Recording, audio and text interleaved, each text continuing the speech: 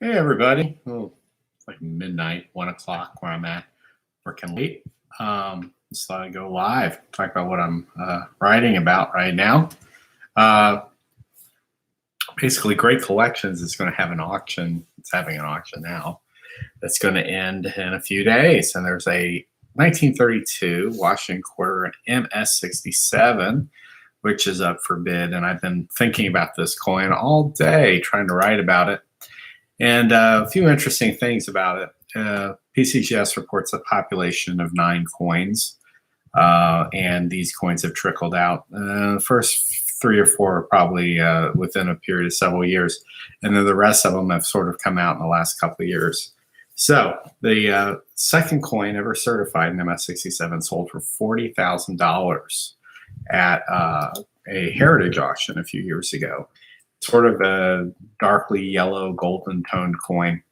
And then after that, we see the second and third coin certified. I'm sorry, the first and the third coin certified fall in the collection of a major Washington quarter collector. So they've never been on the market. Basically, they were made by a guy. He's held on to them. And they haven't been seen other than they've been imaged by PCGS. And they're on the CoinFacts website. Then we start seeing additional coins show up, and the prices start to slip a little bit from that record high, all the way down to $18,000. And that was for a coin that sold in July this year. I am Charles Morgan. Thank you. And so we see this range from $40,000 for one coin down to $18,000 for one that sold in July. So if you're a collector and you're thinking about what are these coins worth, what's the answer? Is it an $18,000 coin or is it a $40,000 coin? Again, this is a 1932 quarter MS67. So let me add two extra things to this question. So we have 2 coins that have cacked, but they didn't cack at the same time. One coin cacked and was put up for sale at an auction, and it was only coin certified by CAC. So that coin brings about $28,200. So now we have $40,000 on the high, $28,200 with a CAC sticker, $18,000 in June 2018, no CAC sticker. Now I'll tell you about that coin that sold in June too. There's a picture of it on the Heritage website. It looks sort of almost blast white with a little bit of toning. But then when you look at the True View, Phil Arnold takes like probably the best photos of the industry. The True View shows it's got a little bit of pearlescent color, a little tiny bit of toning. So it's not a bad coin. At $18,000 is not bad at all. It's just it sold for $18,000. So I asked this question because right now the bid at Great Collections for the second CAC certified coin, which has rainbow toning on it, is 21,000 something with the juice, with 3 days to go.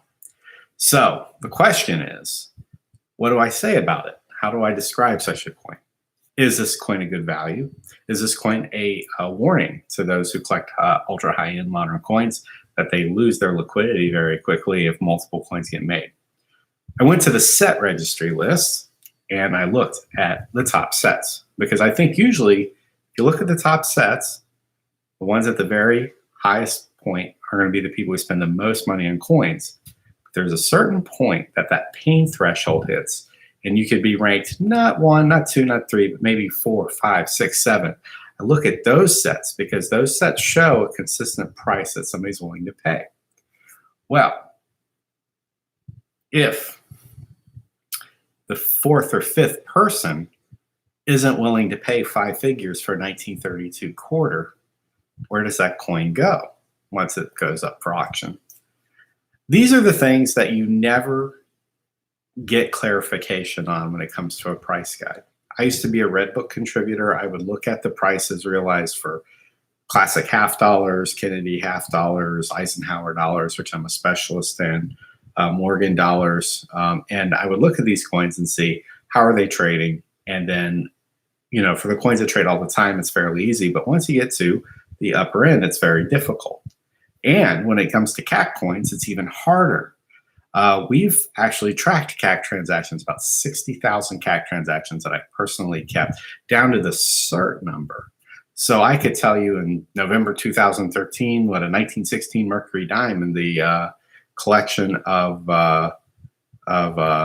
Eric P. Newman sold for an MS65, which nobody would keep track of normally. But because it was part of a sale, had the CAC sticker, sold for like 4 or 5 times what it was worth, I was able to track these things, and then I would see every time that coin sold by that certain number. And so one of the things that we figured out in looking at this is that most CAC coins actually do not trade in public auction. They trade from coin dealers to their best clients who want CAC coins.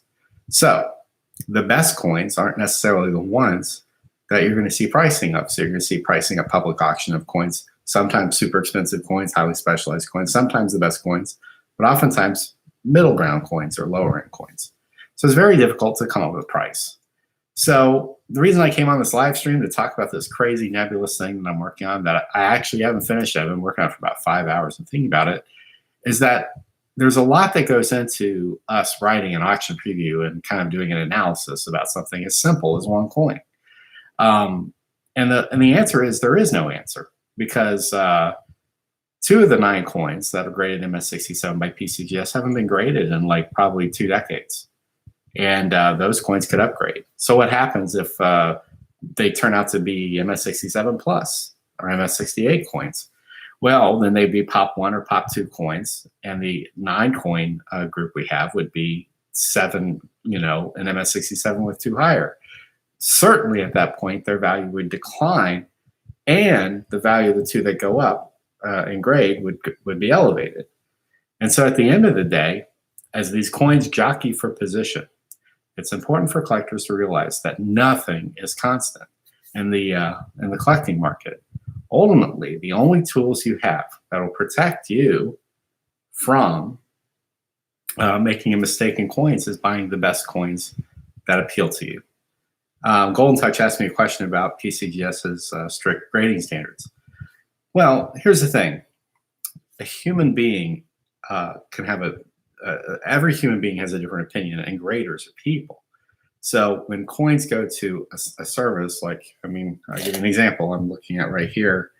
Here's a 72S Ike Dollar and 67. So this coin, if you look at the holder, it has the old blue type series holder with the series and the coin number. PCGS hasn't used this holder in probably 10 or 15 years. So this coin was graded by perhaps different graders than that would grade the coins today. And if I sent this coin in, perhaps they would say it's an MS67, and perhaps it's an MS67 plus, or maybe it's a 66. Now, the only reason I kept this coin is because I thought, this is undergraded.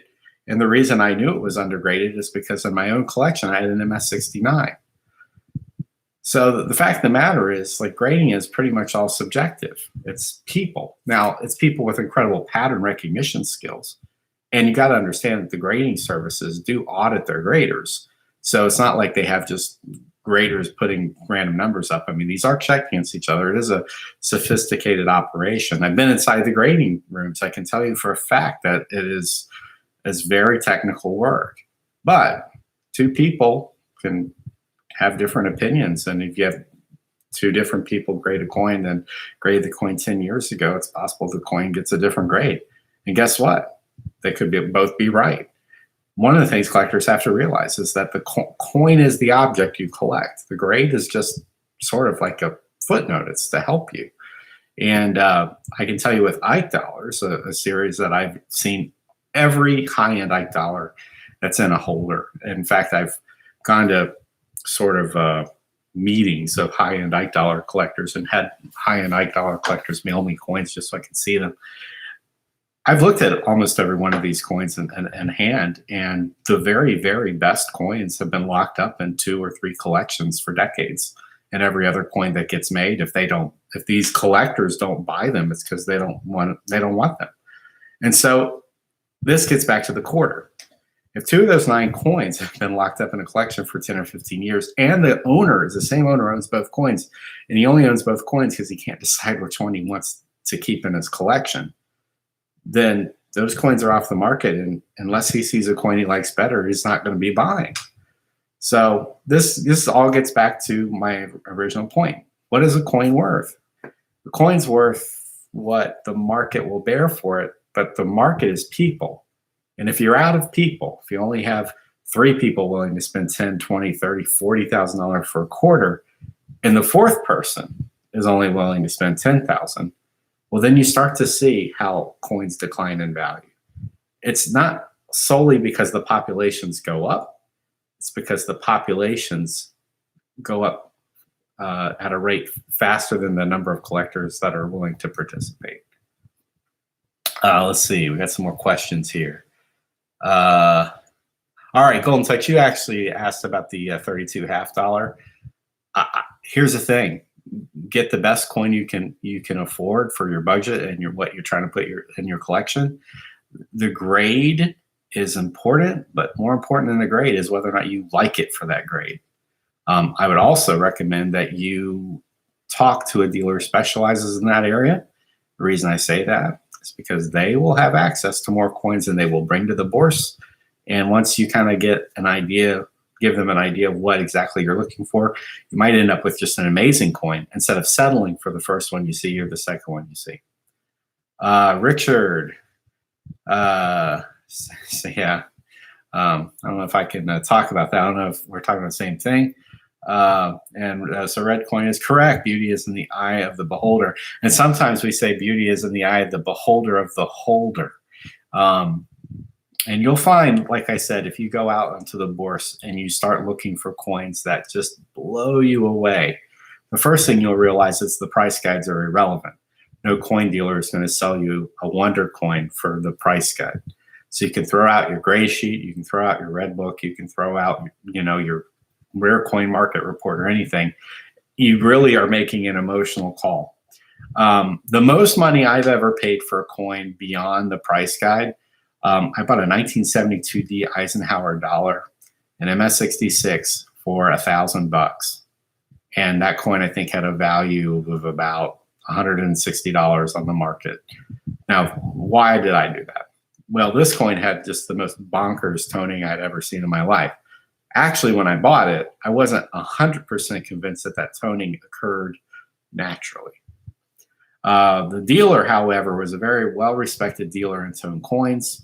I did not know him to be a coin doctor, and the coins were graded by major grading services. In fact, he told me, honestly, it took him a year to get the coin in the holder because, like me, the grading service wasn't entirely convinced.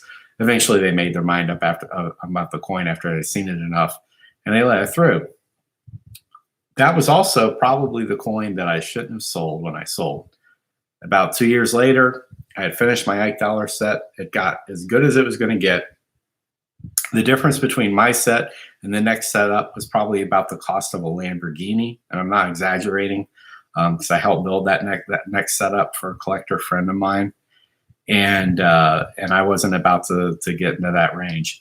So I sold my entire collection, including that $1,000 coin, which I had to basically strong arm the dealer into taking at my cost because the whole collection hinged on me not losing money on that coin, and he reluctantly took it.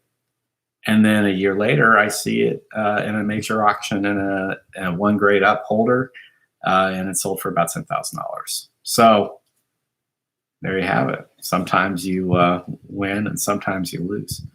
But it was a beautiful coin. Other than Eisenhower dollars, what are my favorite coins? So, as a kid, my favorite coin was the disc Olympic coin, the Olympic dollar. I think that came out in 1980. I think it was 1984. My grandmother had that coin, and that coin just was the thing that opened me up to coins. I got my red book about a year later, second grade, became a huge coin nerd. But today I collect coins from the FAO, which are these World Coin Series. They're super cheap. They come from hundreds of different countries, and they're put out by essentially in consultation with the UN to promote food security. And the reason I got into that series was because I found that the propaganda value of these coins is really interesting. Mostly you had coins in like troubled countries, and they were telling their peasant people, growing more food and being secure in food. And I kind of thought, well, if you had like a working government that actually took care of its people and, wasn't corrupt, you probably wouldn't have starving people. And so out of this sort of I guess, initial thought, I decided I was going to collect that series so I could learn more about it. Like, what did the FAO programs actually achieve in these countries? What changes were made and things like that? Did people's lives get better? Also, I found out later that the FAO program had an enormous medal series, probably 500-600 medals. And that's like completely the Wild West. There are no standard reference books. I've been working on my own reference for that for a while, and I will still see medals I haven't seen before. So what happened for me is that I just decided that I wanted to collect things that were unusual, that had a story and a history, and that were interesting. And it wasn't about the money anymore. It was just about what do these tell me about the world around me, and so that's what I collect. But I can go to a coin show and geek out on anything, any U.S. coin, any world coin, and ancient coins are fascinating to me. But my co-writer Hubert's probably more into ancients because he was a big Latin student in high school. Let's see. Should I break out my 1909 SVDB in an original PCGS holder to possibly get a higher grade or leave it? All right, well, that's a great question. First of all, Richard, do you think it's better than the coin holder says? The second thing I would say, if your answer to that is yes, don't crack it out yourself. Leave it to the grading services to do it. The grading services don't get your old coin and see the grade and have an opinion that they're going to grade it the same grade. It doesn't work that way. It's better to send it to them, to have them do it. They will have a professional crack it out of the holder and put it in a flip and not get their fingers on it or mess it up and send it to the grading room. So if you're going to get an older graded coin regraded, that's the way I would deal with it. Also understand, even though the capsules aren't airtight, when you crack them open in your environment, you may expose them to some elements or some spit or whatever it is, and then that could contaminate the coin and ruin it. So let someone else deal with it. When they actually put the coins in the holders, they use air guns and things to get all debris and dust and everything off the coin before they sonically seal it. Let's see. Which series of coins have you seen over the years that hold their value the best? I tell you right now so the coin market went into kind of a dip, more than a dip, probably a tailspin after November 2013, after the Newman sale. And it's sort of kind of muddled around. Some series have done well, others have just not recovered. If you're a coin buyer, right now is a great time to buy these coins because these are low prices. Early gold never went down, and copper coins, early copper coins, didn't go down. So there are series that are usually really strong.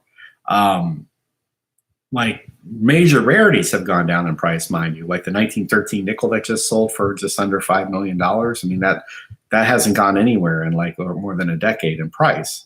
The 1804 dollars that sold did not go up in value. But early gold has. Now, the problem with early gold is you have a choice. Do you want to have a BMW in your driveway, or do you want a $5 gold coin? So those coins are rare. They're rare to begin with. They are rare, but yet affordable to wealthy professionals, and maybe not to the rest of us. But those coins didn't go down. Early coppers, though. Here's the thing: if you read my Goldberg's auction preview that we just posted, instead of just hyping up all the coins that like an auction house expects to get big dollars for, I went and handpicked 6 or 8 late date copper cents that are in the Grellman condition census. And these are coins that are among the finest of the grades. So think about the red book. And when you go all the way to that right column where it's the highest prices, I wrote up 6 coins that Bob Grellman, who's seen virtually every late date copper cent, he wrote the reference book on it. These are the coins he thinks are the second best, the third best, fourth best, fifth best that exist, period. And you can get any one of these coins for under $1,000. Some of these coins are going to sell for $400. So when you think about it, you can get a late date copper cent, one of the finest known, for $400. I mean, that's a heck of a bargain if you ask me. All right, let's see. What is the best reference book on Eisenhower dollars? Okay, it depends what you're into. Okay, are you into super varieties? Then my friend Rob Ezerman wrote the book. You can find it on eBay sometimes. My friend Wayne Herndon at Wizard Supply Company will typically have it. It's by Rob Ezerman. Hold on, I think I have it in my. Well, no, I have I don't want to show it to you because the version I have is basically like a special limited edition printing, and the cover won't be the same on Wayne Herndon's website. But I would go for that one. Now, if you just want the general idea of Eisenhower dollars and the price, and we're not talking about varieties or getting into the weeds of like every peg leg. I worked with Q. David Bowers on a book on modern dollars that Whitman put out in their Bowers series. You should be able to find that at Barnes & Noble or Books A Million or whatever your big box retailer is. Again, or on Wizard Supply for 20 some dollars. It has a lot of insights that I put in there about the Eisenhower Dollar series, but also has the Sacagawea dollars, Susan B. Anthony dollars, and the presidential dollars. So that would be my recommendation there. What is my opinion on the Spanish cob market? Do I think it'll improve? Yep. Just yep.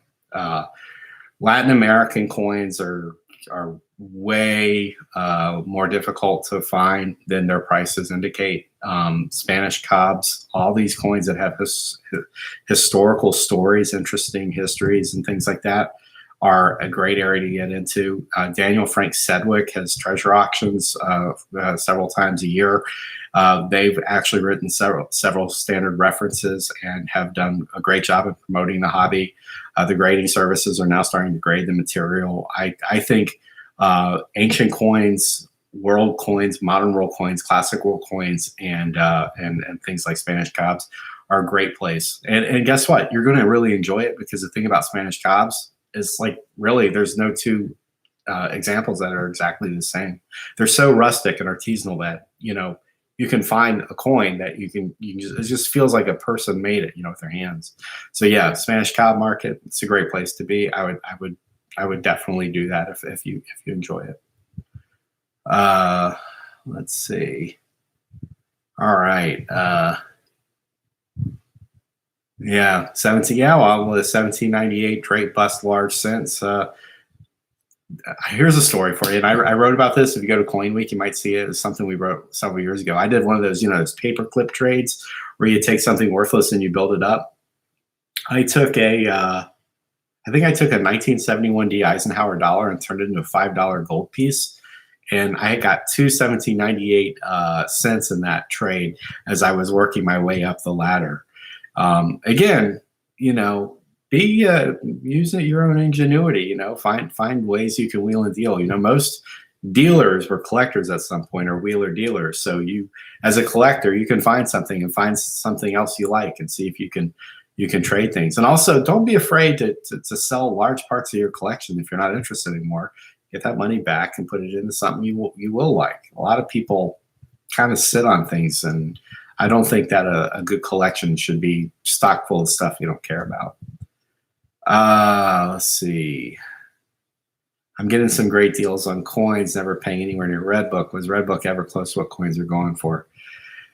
Well, I don't know. When I became a professional numismatist, one of the things I was looking at is like the price development of the classic commemorative series from Redbook to Redbook from 1947 to the present, going over every series. And I can't say for sure that those prices were ever totally accurate. One of the things that really makes them not accurate is the fact that certified coins and condition rarities came into play. You can take a type coin, like let's just go with a modern coin. You can take a 1972 Eisenhower dollar. Well, a 1972 Eisenhower dollar isn't in a mint set. The only ones that exist are available, because people hoarded them. Not that they weren't hoarded. But what complicates matters is a 1972 Ike dollar has three types: a type 1, a type 2, and type 3. The type 2 is the one that is sort of the key date. That's the one with the in-queue silence that was struck using a proof die. It was only struck for like a month, maybe 2 times over the course of the year. Using different die steel, and you'd have to be a super specialist to be able to tell the difference. And they were only released in like small pockets of like the Pennsylvania. So those coins in MS63 could be worth $75, but it was only until recently that the Red Book even put them in as a major variety. Then you have the Type 1 and the Type 3. Well, Type 1s and Type 3s aren't very rare, except the fact of the matter is Ike dollars, clad Ike dollars, really are scarce and gem. So once you get to MS65, you take a coin that like nobody wants in MS64, and now it's worth $30, $50, $100, $200 or more. And so the Red Book doesn't take this into account. It looks at coins like that, coins, and they categorize them as like type coins and semi-rare coins and key dates and things like that. So you can have a type coin that's conditionally rare at MS67, and they've kind of been slow to react to that. So that's kind of the problem with print price guides too. Again, getting back to my thing about the Washington Quarter where I started this video 25 minutes ago. In MS66, it's only a few $100s. In MS67, we're talking about 5 figures. So that's a thin line. The thin line between MS66 and 67. Like, pull out your own coins. If you have 6s and 7s, pull them out yourself and look at them and say, how much different are these two coins from each other? And then ask yourself this question: if this was a 32 quarter, would this one be worth 5 figures and this one be worth 3 figures? And this is some of the things that print price guides have had a difficult time taking into account. Also, those prices, they fluctuate rapidly. And I'll also be honest with you, 2 coins in the same date and the same grade can trade for completely different prices, and both prices be right for the coin. So picking one price, I mean, you can't ignore the low price, and you can't just take the high price and say, oh, this coin went up in value 30,000 because of an example sold that was 30,000 more than the last sale. I mean, you really kind of have to know the market. You really enjoyed the coin grading challenge. It's a cool coin videos. Thank you very much. I had a coin grading video series planned for the summer. Unfortunately, it didn't happen. I'm going to try to work on that for you guys. So I have a super cool idea where we do it like the World Series of Poker with multiple competitors, and I'll see if I can pull it off. I can't promise anything, but I am working on it. Cool coins. We'll have more of those, I promise.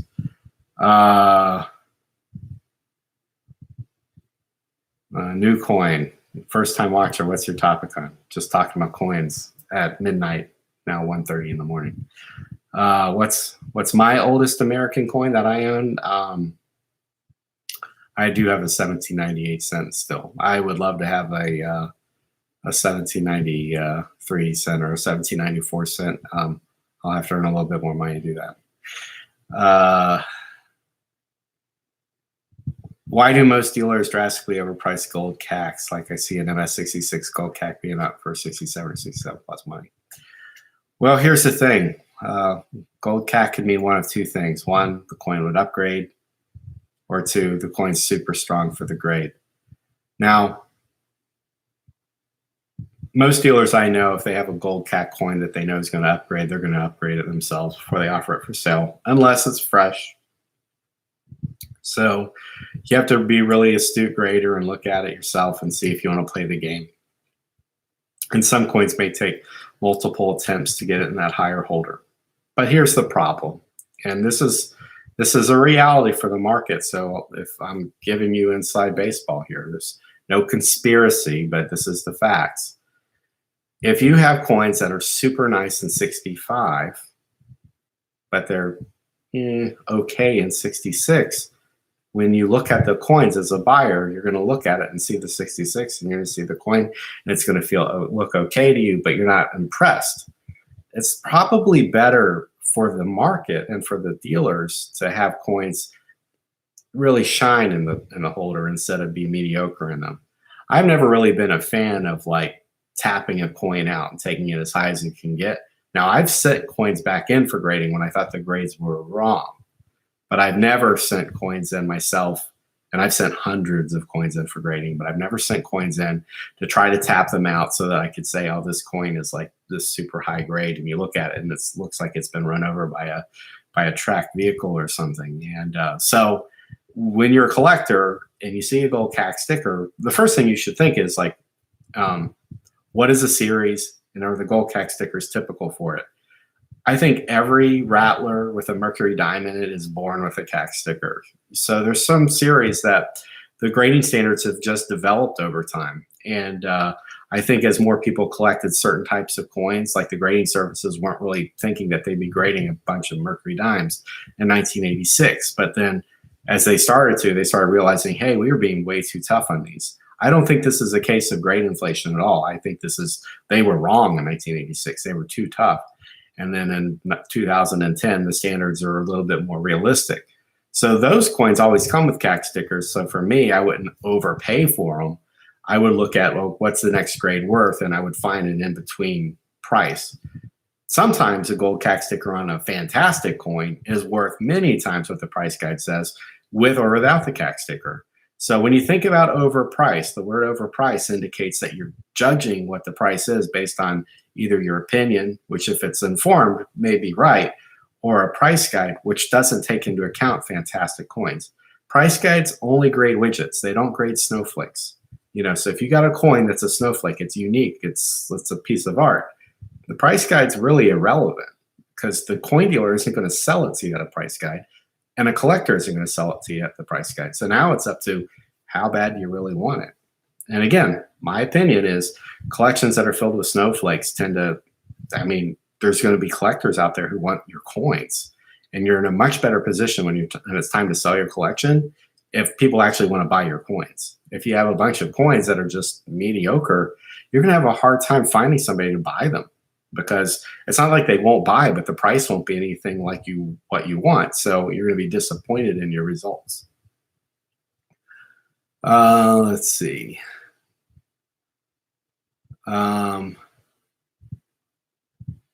Will Whitman's Publishing ever have any real competition? I think sometimes in this hobby, you have to understand how small it is. That you have to, there are victories that happen that don't look like victories. Like when you take something like the Mega Red book, their big price guide, there's a lot of experts who work on that book. And it's not perfect, but it's got a lot of information. And if you look at like any of these books as a guide, a reference, instead of like the Bible for anything, I think you'll be happier with what you get. Also, to be honest with you, a specialist collector is going to know more than the dealer who sells coins. So if you get to the point when you look at the guides and the books and the stuff that's out there and you say, I wish somebody would do better, I could do better. Well, congratulations, you're actually achieving a level of competency in the hobby, which is going to only help you. So again, my advice is support the people who do the work that you support. Tell them what you like about it. Try to like help move the ball forward by participating with us. When I put stories out I spend hours and hours on, or videos I spend hours and hours on. And when people watch them and I feel like, oh, I did a good job on that, then I'm happy. And when I spend 30 hours on a video and 200 people watch it, I'm like, oh man, I probably should have done something else. So let's see. What is the best grading service for world coins today, for European coins? And so both services are trying very hard to make a dent in the European coin market. I've talked to coin dealers in Europe, and they are reluctant but slowly coming into the third-party grading certification. I think it's going to be a matter of time before we really know who's going to be the best service for it. I will say that at this point, NGC has graded more world coins. PCGS has graded several important world coins. It's just a matter of what your taste is. Both of them have the capacity to get the grades right. The thing about coin grading, though, again, it's pattern recognition.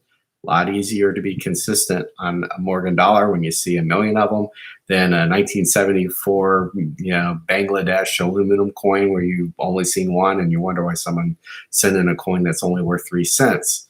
So again, it just gets back to go with whatever service you enjoy and you like. Think of the coin holder as a uniform storage media. Think of the grade as an annotation that helps you kind of understand the coin, and the coin itself is the thing you want to collect.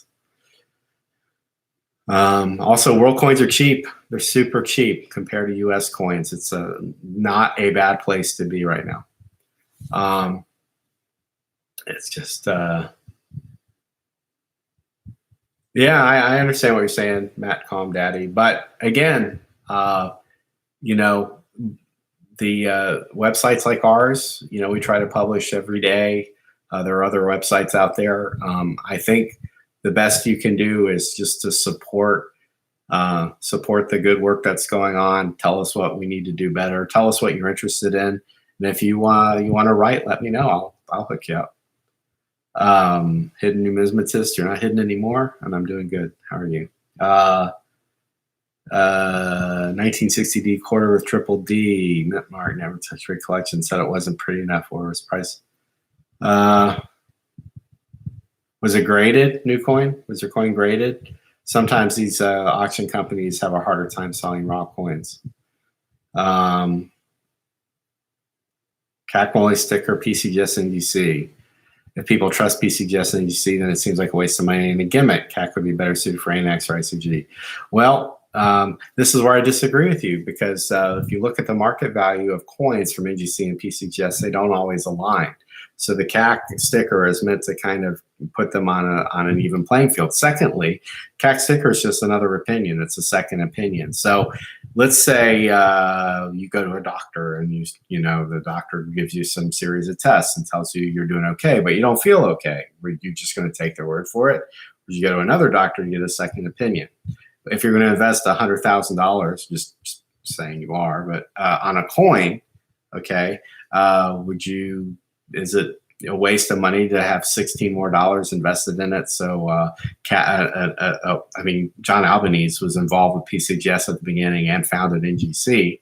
Is it a waste of money to have one of the leading, most respected market makers in the entire coin industry, a guy who literally is in the PCGS Hall of Fame, even though he worked for the other side and has made markets in every major coin that you've ever heard of, to have him look at the coin? It's $16 for somebody's opinion, and you've already paid for PCGS's opinion or NGC's opinion. It's not, I don't think it's a waste. And the market has certainly bore out that they have a tolerance for it. What happened to cool coin videos? Well, I put one up about 2 or 3 weeks ago. So go check that out if you haven't seen it. Let's see. I've been studying and collecting for a little over 10 months now. Every coin dealer around will try to get one over on you quick. My coins came from my great-great-grandfather's collection. Well, I don't know what you have. And the problem is when you're new, that's when you don't know what you have either. Sometimes it looks like a coin dealer is trying to take advantage of you, but it's just because they've seen it all. I'll tell you a personal story. So my grandmother got me into coin collecting, and the family thought she had this amazing coin collection. And she was a super smart woman. I mean, she was like a math prodigy when she was younger, and always, I mean, she had a mind. So I always thought, even as I became serious about coins, that she had this incredible coin collection, and everyone talked about it, and she was really kind of secretive and circumspect about it. And when she passed away, her estate wanted me to look at it. And so I go pick it up and I do it. And, the family understands that, I don't have a dog in the race. I'm not getting the coins. And they expected that I would be honest about it. And so I go down there and I didn't know what to expect. And she had these 2 giant Tupperware bins, and I opened them up, and pretty much within like 5 seconds, I knew everything I needed to know. I mean, I didn't know the value, but I knew that everybody's expectation of what my grandmother had was wrong.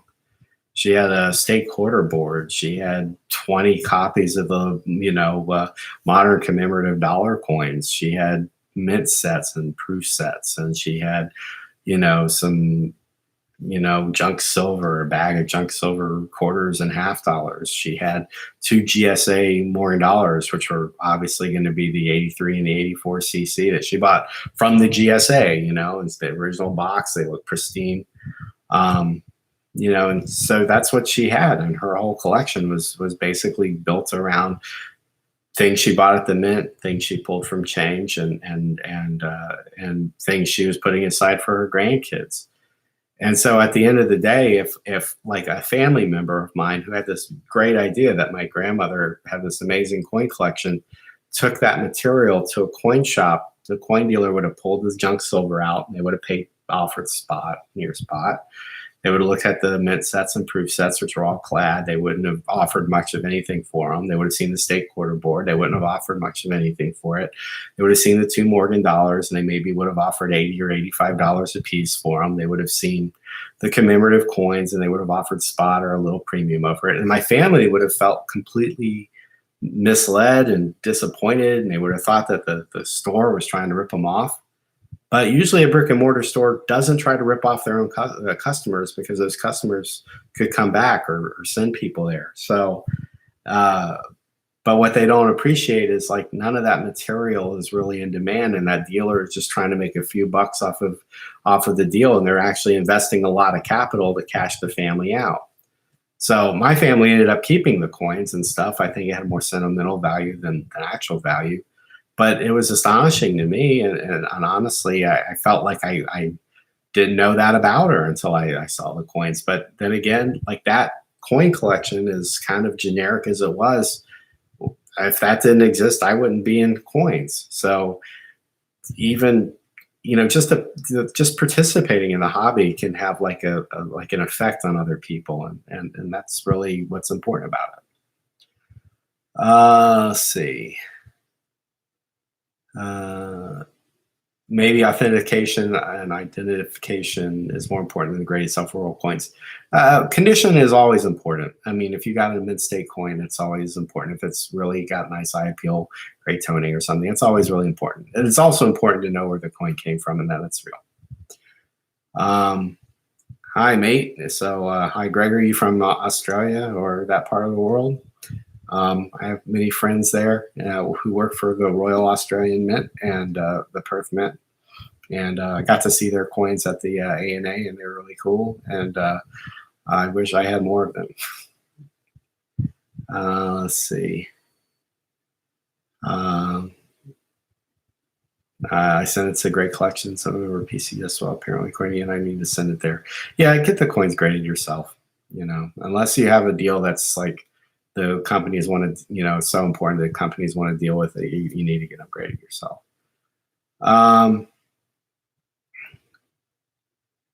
Let's see. I think for a coin dealer to both appraise a collection and offer to buy it is duplicitous. Can be, but oftentimes I think people will give you their best price. Again, I travel the world and deal with coin dealers all the time. They all have type A personalities, and they are unique individuals, but I would say 8 out of every 10 coin dealers that I personally know and have done business with, I trust would take care of people. And I don't say that, I'm not shilling for anybody. I'm just telling you, I know these people, and I know how they operate. And in your small town, again, like it's bad business to run a business where you alienate all the people come in. If you are trying to get a coin dealer to look at your collection, but you don't want to sell it, just offer to pay for their time and come in, and then you don't feel any obligation. I will say though, avoid like hotel coin appraisals and stuff like that. Those fly-by-night things are very bad for you. So I would stay away from those. All right. Sorry, Saiji, I can't tell you anything about mint errors over the internet. And also, if you have a mint error, you really think it's an error, take it to a coin show or send it to Konica or somebody. Live in Kentucky, where I live, has a lot of history. Yeah, Kentucky is also one of the beautiful states. You're very fortunate to live in such a nice place. What's your thoughts on silver spot price? I recommend you check out the podcast we published on Monday with Peter Hugg at Kitco. I'll tell you what I think about spot price, but Peter Hugg's been trading in metal since 1974, and we talked about metal prices and what would happen if a certain price hit and everything. Suffice it to say that we've been in an 8 or a 9 year bear market for metals. So again, metals are cheap-ish, you know, and that doesn't mean that tomorrow they're going to go up in value. I mean, they could still go down in value, but they're cheap-ish because it's been a long-term bear market. Problem with silver is once it hits about $19 an ounce, it gets up there. There's a ton of silver that people bought at $19 an ounce, and I would expect them to sell. Human psychology works like this. If you buy something at this level and it goes down for a long time, as soon as you get it back to where you bought it at, you're likely to try to dump it. The volume of the silver that would probably be sold at that price from 19 up to 30 is going to be high. But once it peaks, once it gets past that and it keeps going up, then people will start buying it like crazy, which is what we saw when gold went up to 1800 and silver's up near 30. People are just buying it like crazy. All right, let's see. What's your favorite new gold bullion coin? You ever see that video where I went to the Austrian Mint and I got to go see them make the Philadelphia or the Vienna Philharmonic coin? They had two like spools of pure gold that was, I don't know, 1 ton each that they were using forklifts to pick up. So this was like $40 million worth of gold that I was like 2 feet away from. And then they were punching it into blanks and then they put it through their machine and these gold coins are coming out of the press like 1 a second. It was like, and we filmed that. And that was about the closest I've ever come to like that vast amount of wealth. And it was pretty amazing. But check out that video. You get to see how they made those things. And that was one of my favorite gold bullion coins. I like the pandas too that come out of China. They have a really amazing series and a big global following. Krugerrand, the 1960 Krugerrand is one of my favorite coins. It started the whole bullion market in the world. We're working on a book for Whitman about the 100 greatest modern world coins, which I don't even know if I'm allowed to tell you yet because it's not published. But yeah, but that coin is going to be in the top 100. All right, let's see. Do you think the coin market's at a low point in general? Yeah, things are kind of low right now. Here's the thing, you know, you're going to get a lot of people say, oh, coin prices are down and the coin market's thinning out and the older people collect coins and the younger people don't and blah, blah, blah, and the sky's falling. Well, by that logic, the sky's been falling for every generation once they mature and get older. There are more baby boomers, you know, who collect coins than there are Generation X collectors. But Generation X is maturing and getting older, and coins are about nostalgia. It's about the past. And as my generation gets more circumspect about the past, we're going to be more interested in collecting things like that. I'm not really worried about it. I think what you're seeing is a generation of dealers that are starting to transition to a younger generation of dealers. And the younger dealers are coming to the market are super smart. Not that the last generation of dealers weren't. I mean, they led a revolution that completely reformed the coin market, but you're gonna just see a continuance of excellence, and I think with the collectors coming to the market, if I was going to get into coins and I saw the prices and they were low, I would say, well, that's a good time to buy. And I think there's, coins are cool whether or not they're worth a lot or worth a little. I mean, coins are the interesting thing about the hobby, and I think that we're in a good place right now. Let's see. Well, have a safe trip home, Gregory Lee. Thanks for watching. If you guys like these live streams, I can do more of these. I sometimes don't think of it, but just let me know if you like these. I can, when I wrap up my day, I'll get on a few minutes. What books do you recommend about cow fractionals? I think the Don Kagan and Ron Gilio have two amazing books on cow fractionals. Kagan is an incredible researcher. And I would definitely start there. Let's see. Do you keep your collection in a safe? Yeah. If somebody got into my bank box and took my coins, they'd be sadly disappointed when none of the local dealers or pawn shops would know what they were looking at and not offer them anything for them. How do you protect your investment? Don't look at it as an investment, be my first thing. Look at it as a hobby where you hope to get your investment back. The way you protect it is to learn what you're buying before you buy it. Again, an amazing coin that you pay twice what the price guide says it's worth because it's just super fantastic, and you're excited to even hold it, and you've seen other coins in the same type and grade and none of them look that cool. Well, that's an investment. You're basically buying something on the premise that because it's so special, it's going to maintain its value, and the other coins didn't excite you. So my attitude is your knowledge is what protects your investment. Like, the easiest way to lose money in coins is by buying things you don't know what you're buying, and then not being happy with them, and then realizing, oh God, I shouldn't have bought that coin. That coin's ugly, and I want my money back, so I can go buy this coin that's really nice, and then find out that you're the money. It's hard to get your money back for that coin because the dealers look at it and say, oh my God, this is an ugly coin. Why are you trying to offer it to me? Youngest one here at 16, been stacking for 3 years, 300 ounces of silver and 7.5 ounces of gold. You go, man, 300 ounces of silver. That's awesome, man. Here's a beautiful thing about it. If it's not eating into your style or whatever, what you're doing is going to bear fruit later on in your life, and keep doing what you're doing. And it's a good time to buy it. You're in a bear market. So if you've been stacking for 3 years, you're going to be looking good when that bull market hits. Good job, Cole.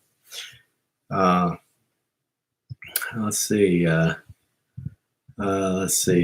what else. How do you feel about the silver 1780 Austrian dollar restrike? They've been restriking them for many years. They actually were still using those as money in Africa in the 20th century. I see the coins as a work of art. They're fine. That kind of thing doesn't really appeal to me.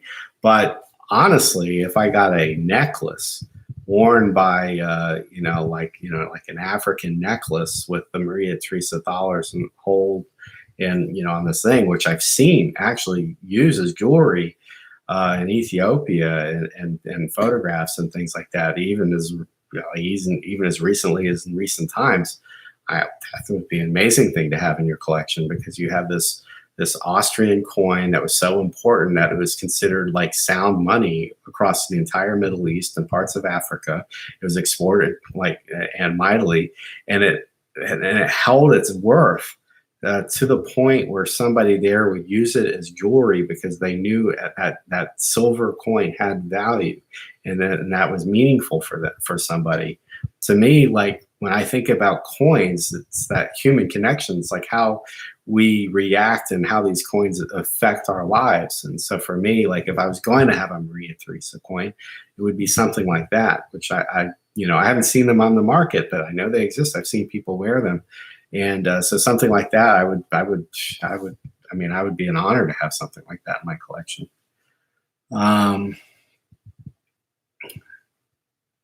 What's your most favorite coin you've collected, and what's the mint state? So my most favorite coin I've ever collected, I have a Beethoven East German 10 marks, and it's toned this like indigo blue, like it looks like it's dripping wet with color and luster, and it's in a NGC MS66 holder, and that's essentially my favorite coin I've ever had. I mean, I've never seen anything like it, and it's gorgeous, and I wouldn't sell it at all. I mean, my kids are going to have to find someone to buy it because I'm not going to ever give it up. Let's see. A lot of work to grind this silver. Yeah. Well, like I said, it's great. And Cole, while you're stacking that silver, do your best to like kind of learn about the history of bimetallism in the United States, and learn why the gold standard collapsed and why we got off of silver. You'll find a lot of interesting things. They aren't going to color the way you stack or why you stack, but it will explain to you why gold and silver failed as monetary instruments as the world got past the Industrial Revolution. It's a story of human greed. It's a story of explosive growth in the economy. And it's also a story of the inability of the major banks and to hold off major global financial crisis because they couldn't affect their economies as much as they could when they went to a fiat system. Fiat money is still, in some respects, experimental. It's only been done in this country for 100 years, as opposed to gold being the primary monetary instrument for thousands of years. But there's been an explosive growth in our economy. People are a lot wealthier now than they were in the 30s when they recalled gold. I'm not one of these people that is partisan about it. I think that everything must be studied and understood. And I think silver coins and gold coins are inherently cool and interesting. And again, more power to you for stacking. Let's see.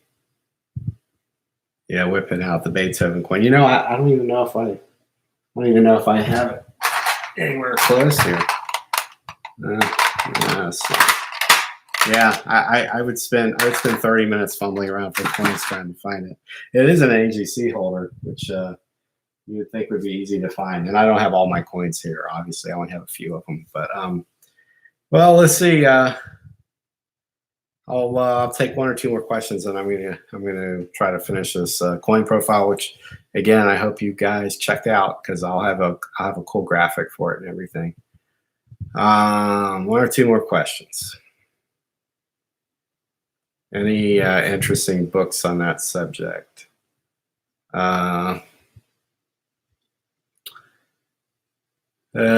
Can't think of one offhand. There's been a lot written about it, and a lot of it's been written about by economists, which doesn't make it really fun reading. I'll think about that answer though, and if I come up with something, I'll let you know. No, don't send any coins to me as a gift. Sam Schaefer. Nice meeting you in Philly too, Sam. What's my biggest take on the show? ANA World Fair of Money, I thought was well attended. I thought the venue was good. I hope they go back to Philadelphia. I hope the ANA has a better understanding of what happens in the convention center as far as like the rules and everything. I think the East Coast needs some major coin shows. I'd like to see something in DC or Philly's fairly close. I mean, we have the Baltimore show, but I'd like to see, the ANA around here more. I think the ANA is super important for collectors. I enjoyed, basically, I've not gone to an ANA show that I haven't enjoyed in some manner. I'm happy they're going back to Atlanta. Atlanta had an amazing ANA National Money Show a few years ago, and I'm sure it'll be great again. I thought it was good. I thought some of the coins brought interesting prices. Some of the, at the auctions, I thought the action on the floor was decent. A lot of dealers I knew made money. It was nice to see everybody. I didn't get a chance to see too many money talks this time. My favorite year for money talks was 2014, the ANA in Rosemont, when the Royal Canadian Numismatic Society came and gave some of the best lectures and seminars I've ever seen in my entire career. It was cool. All right, I'll take that into account. I'll try to do more of these. My goal is to start doing this live streaming more often, though. It'll be not to spoil anything, but I'm going to try to get guests on too. All right, why aren't there many shows in the South? When's the next big ATL show? The next big ATL show is right around the corner. The next National Money Show from the ANA. Let me just double check the dates. 2019 in Pittsburgh. Let's see, what's the next one? Okay, hold on. All right, National Money Show, March is in Pittsburgh. And how about in 2020? International Money Show, okay. Yeah, the 2021 is February 27 to 29, 2020, the Cobb Galleria Center in Atlanta. So that's gonna be your next big one in the South. And again, I would recommend you go to that. But you know, the Georgia Numismatic Association puts on good shows. I mean, they're legitimately good at what they do. There's also shows in Dallas. The Greater Houston Coin Club, I think, puts the coin show the Southwest on, which is good. And they also have some serious numismatic scholars in that group as well. The Raleigh Coin Show in North Carolina is pretty good. Dave Provost, friend of mine, works on that show and does a good job. So yeah, there's shows in the South. The St. Louis, there's a major paper money show Lynn Knight puts on. Used to be in Memphis. I think one of the problems with Tennessee and coin shows is the tax situation. If you live in a state that doesn't have sales tax on coins or numismatic items or bullion, more likely you'll get a good coin show. So, all right, guys, it's like 2 a.m. I gotta sleep, but I appreciate you guys hanging out with me, and I'll leave this online if I didn't embarrass myself or use any profanity. Hopefully I won't get yelled at by the boss. All right, you guys take care. I'll talk to you later.